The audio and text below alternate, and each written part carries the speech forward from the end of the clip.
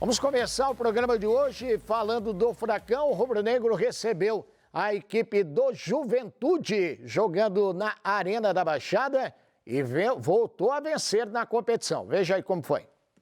E aqui na Arena da Baixada, o Atlético reencontrou o caminho das vitórias no Campeonato Brasileiro. Depois de 3 rodadas seguidas sem vencer na competição, ela veio 2-0 para cima do Juventude, um dos times da parte de baixo da tabela de classificação. Mas está valendo. 3 pontos, lição de casa concluída com sucesso e um respiro para o time rubro-negro. Bom, essa vitória começou a ser construída ainda na primeira etapa, mais especificamente aos 19 minutos, nessa jogada aí, ó, cruzamento de Vitor Roque, bela proteção de bola e Vitinho, praticamente debaixo da trave, aproveitou para empurrar para o fundo das redes. 1-0 Furacão no estádio rubro-negro. Ainda na primeira etapa, vocês podem acompanhar um chute de Davi Terans aos 34 dessa etapa inicial, uma baita de uma oportunidade do Furacão, mas ficou no 1-0 mesmo a primeira etapa. E aí vem um segundo tempo em que o time rubro-negro continuou buscando mais gols. E olha que ele veio. Demorou um pouquinho, mas aconteceu. E tinha que ser dos pés de uma das referências desse time rubro-negro. Acompanhem aí. Fernandinho, bola na entrada da grande área, chute do jogador do jeito que deu. E ela morreu no fundo das redes. Aos 23 minutos, gol de Fernandinho. Aliás, o primeiro dele nessa volta ao Atlético. Felicidade demais e comemoração do elenco atleticano com esse resultado. Olha, um segundo tempo que foi carregado aí pelo Atlético tentando buscar mais gols, mas eles não aconteceram. Mais 2-0 tá de bom tamanho para quem precisava da vitória para dar uma estabilizada no ambiente.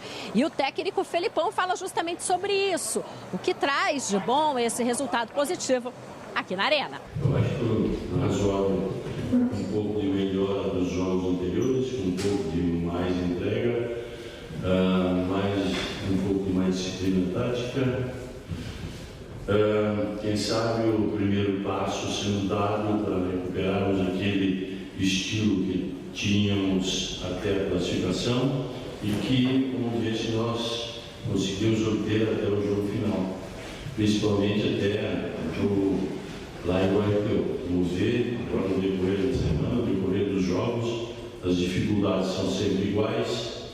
Todas as equipes, alguém está mal, joga de uma forma diferente, joga toda a sua classificação num jogo, às vezes a equipe está lá na frente, então temos que saber administrar e parece-me que essa semana as coisas evoluíram para uma situação mais razoável e a gente conseguiu dar o passo que ele precisava para nos manter ali entre os 6, 7, 8, que é o que a gente realmente... Vitória que deixou o Atlético na parte de cima da tabela, faz o time rubro-negro se recuperar. Resultado importante em casa para dar um respiro, porque quarta-feira já tem partida de novo aqui na Arena contra o Fortaleza, valendo mais 3 pontos dentro da competição. E para esse compromisso, o Felipão contará com os retornos de Matheus Felipe e Alex Santana, que cumpriram suspensão automática contra a equipe do Juventude. É inegável. Todo mundo está falando de Campeonato Brasileiro, mas não tem como não pensar na Libertadores. 29 de outubro está chegando, finalzinho do mês, partida contra o Flamengo. Mas até lá, muito Brasileirão pela frente. E o que o Felipão quer e o torcedor rubro-negro são resultados de vitória. Obrigado, Monique Vilela. Felipão falou ali na entrevista coletiva, né?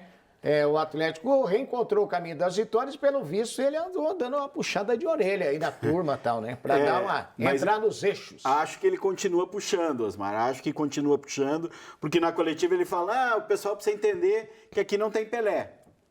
Então quando ele fala isso, é porque realmente o Atlético, acho que se deitou nos louros da classificação à final da Libertadores. O jogo foi bom? Não, longe disso. Foi mais um jogo fraco, tecnicamente um jogo ruim, onde o Atlético, ao natural, vence porque tem muito mais qualidade do que o seu adversário. Esse time do Juventude, já há algum tempo, a gente vem destacando, é o pior time do Campeonato Brasileiro, é o pior elenco do Campeonato Brasileiro, e a colocação que ostenta de lanterna é uma mera consequência de tudo isso. O Atlético acha os gols, chega com alguma pressão ali, principalmente no primeiro tempo, mas não faz um bom jogo. É lógico, melhorou em relação aos anteriores, teve uma leve melhora, o Felipão até destacou de uma melhor disposição tática do seu time, mas, convenhamos, né, foi contra o Juventude. Mas, assim, o Atlético poderia, não é facilmente, evidentemente, mas poderia perfeitamente estar em terceiro lugar com 52 pontos. Não seria difícil, depois de conquistada a vaga para a Libertadores. Poderia ter vencido o Avaí, sem grandes dificuldades, vencido o Cuiabá em casa sem grandes dificuldades, vencido como venceu o Juventude e empatado com o Santos fora de casa. Seriam resultados absolutamente normais e o Atlético estaria com 52 pontos em terceiro lugar no campeonato à frente do Fluminense. Então o Felipão tem razão, porque é o seguinte, tudo bem, tá pensando na Libertadores, mas se for assim, né, relaxadão, não vai achar o jogo para decidir a Libertadores de uma hora para outra. E de repente não encaixa mais, exatamente, né? Você vai naquela de relaxado, de pensando que vamos jogar só a final da Libertadores e de repente se perde. É que o Atlético tem uma conjunção de fatores em relação a esse momento do Atlético.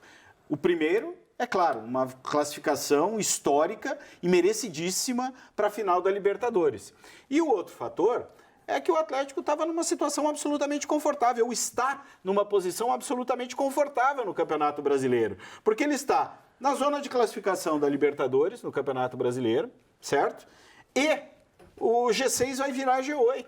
Sim. Então, uma posição absolutamente confortável. E não por coincidência, o Flamengo, que é outro adversário, está só um pontinho na frente do Paranaense. Isso porque ganhou do Bragantino. Então, o Flamengo também caiu de produção. E o Felipão até citou isso na coletiva, né? Que é normal, se a gente fizer um levantamento dos clubes que garantiram classificação para a final de seus torneios, né? No caso Libertadores, ele até citou questões da Europa, que nos 4, 5 jogos seguintes, eles têm uma queda de produção no Campeonato Nacional. E é normal. É normal. Só que o Atlético já passou dessa normalidade, né? Está na hora de reencontrar pelo menos um conjunto, um futebol competitivo, porque foi o futebol competitivo que conduziu o Atlético até essa condição.